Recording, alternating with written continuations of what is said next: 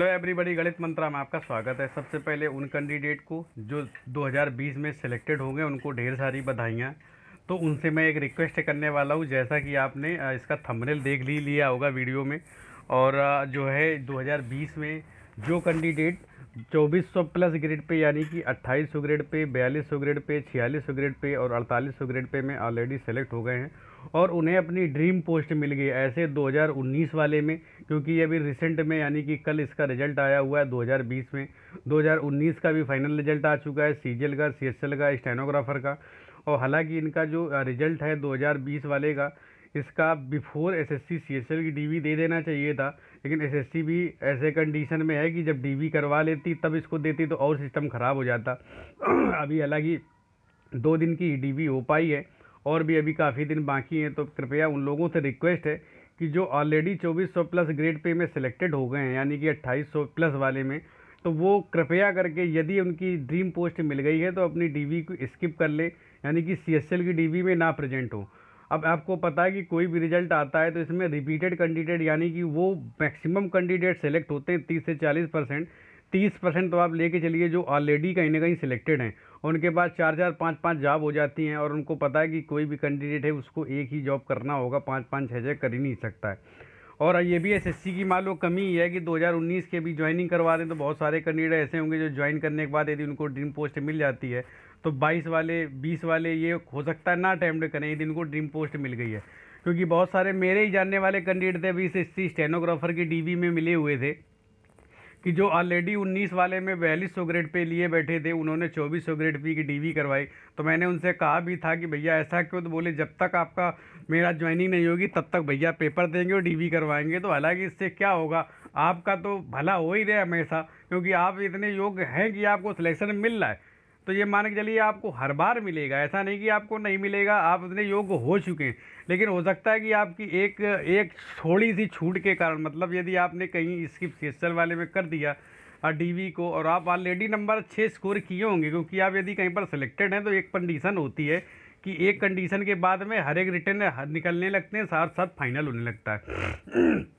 अब कुछ लोग ऐसे होते हैं जिनका किसी भी तरीके से फाइनल नहीं हो पा रहा है, पता चला एक नंबर आधे नंबर से फाइनल सिलेक्शन रुक जाता है, तो उनका भैया कुछ ना कुछ भला हो जाएगा। अगर आपको पता है कि यदि आप पहले जब सेलेक्ट नहीं हुए थे, उसके पहले आपका सिलेक्शन नहीं होता तो रिजल्ट आता तो आपको कैसा फील होता था। तो एक परिवार, एक जो नौकरी है ना, वो एक परिवार को खुशहाली की तरफ ले जा सकती है। यानी कि यदि किसी घर में किसी कैंडिडेट की जॉब लग जाती तो उसके घर का पूरा माहौल ही चेंज हो जाता है, तो आपको पता ही है। तो कृपया किसी को एक मौका दें जिससे उसका भी जीवन बदल जाए। और आप यदि ऑलरेडी सिलेक्टेड है तो आप स्किप कर सकते हैं। अब वो मान के चलिए कि आपके पास 2400 ग्रेड पे की है और आपको सेटिस्फाइड पोस्ट नहीं मिली, मान लो आपको टीए मिल गई है और ये भी नहीं पता कि आपको कौन सा कहाँ मिलेगा, कहाँ आपकी ज्वाइनिंग होगी, तो फिर आप जा सकते हैं, कोई दिक्कत नहीं है। और यदि आप ऑलरेडी नहीं सिलेक्टेड हैं या मान लो सीजीएल 2020 का ना रिजल्ट आया होता फाइनल का, तो फिर आपके पास ऑप्शन नहीं होता कि पता नहीं क्या होगा क्या नहीं होगा। अभी आ चुका है तो कृपया करके आप जो है सीएसएल की डीवी को स्किप करें, जिससे वो सारे कैंडिडेट जिनके आधे आधे एक एक नंबर में सिलेक्शन हो रहा था, वो आपको नहीं जानते हैं, आप भी उनको नहीं जानते हैं, लेकिन फिर भी आप उनके लिए अच्छा करें तो ये आपके लिए साथ में कुछ ना कुछ अच्छा होगा ही होगा। ये मान के चलिए। तो बहुत सारे कैंडिडेट ऐसे मान के चलिए कि यदि 2-4% भी लोगों ने मान लो डीवी को स्किप कर दिया जो ऑलरेडी अच्छा स्कोर किए बैठे हुए हैं, यानी कि आपको पता है कि 4795 वैकेंसी हैं, 5% भी मोटा माटी मांग ले तो लगभग 250-300 कैंडिडेट भी ऐसे हैं जो ऑलरेडी इसमें सेलेक्ट हो गए 2020 वाले में, इन्होंने स्किप कर दिया। और 2-2.5 से 2019 में सिलेक्टेड कैंडिडेट में सीजीएल, सीएसएल, स्टेनोग्राफर और में सिलेक्टेड कर जो में कैंडिडेट हैं उनमें भी 5% यानी कि लगभग 500 कैंडिडेट ओवरऑल मिला के डीवी को स्किप कर देते हैं, जिनके पास अच्छे खासे अंक हैं।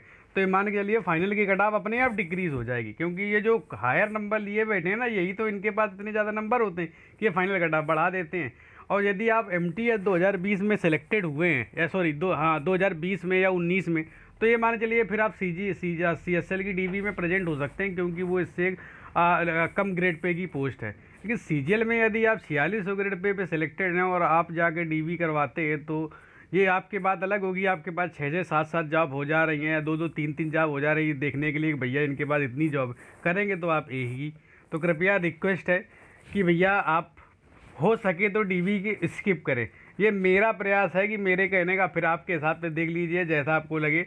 और कृपया करके आप नाराज़ ना हो, ये मैं आपसे रिक्वेस्ट कर रहा हूँ। जो आप नाराज़ हो गए, बोलने लगे कि ये क्या है वो क्या है, तो ये बिल्कुल ना करें। जैसा भी आपको लगे कि आपको लगता है कि स्किप करना है तो कर दें। ये करेंगे तो अच्छा रहेगा, मतलब सब उन कैंडिडेट के लिए जो किसी न किसी कारण से एक आध नंबर से फाइनल से बाहर हो जाते हैं, ठीक है। और वो कैंडिडेट जो जिनको सोच रहे होंगे हमें क्या लेना देना, हमारी कौन एसएससी सीएसएल की डीवी है, तो भैया आप भी यदि एसएससी एमटीएस 2021 का दिए होंगे और आपने मेंस का अभी 6 नवंबर को आपको मेंस होने वाला है, मेंस के बाद सीधा आपकी इसकी डीवी होती है, तो ये मान के चलिए आप भी इस वीडियो को थोड़ा सा शेयर करिए, थोड़ा सा इसको सपोर्ट करिए कि इससे क्या होगा। यदि ये कैंडिडेट सीएसएल में यदि अपीयर नहीं हुए तो हो सकता है ऐसे ही कैंपेन चलाया जाए तो एमटीएस में अपीयर ना हो, तो बहुत सारे कैंडिडेट तो एक एक नंबर आधे नंबर से निचली वाली पोस्टों में सिलेक्शन से बाहर हो जाते, तो उनका भी कुछ ना कुछ हो जाए, ठीक है। तो वीडियो को भैया ज़्यादा से ज़्यादा शेयर कर देना है, लाइक कर देना, जिससे सेलेक्टेड कैंडिडेट के पास वीडियो पहुँच पाए, मेरी रिक्वेस्ट पहुँच पाए। हो सके तो ये कुछ कैंडिडेट यदि डीवी को स्किप करते हैं तो किसी का कल्याण हो जाए, ठीक है। तो वीडियो को ज़्यादा से ज़्यादा लाइक कर देना, कमेंट कर देना, शेयर कर देना। और मेरा यदि ये प्रयास आपको अच्छा लग रहा है तो भैया वीडियो को लाइक करने के साथ साथ चैनल को सपोर्ट जरूर कर देना। Thanks for your time.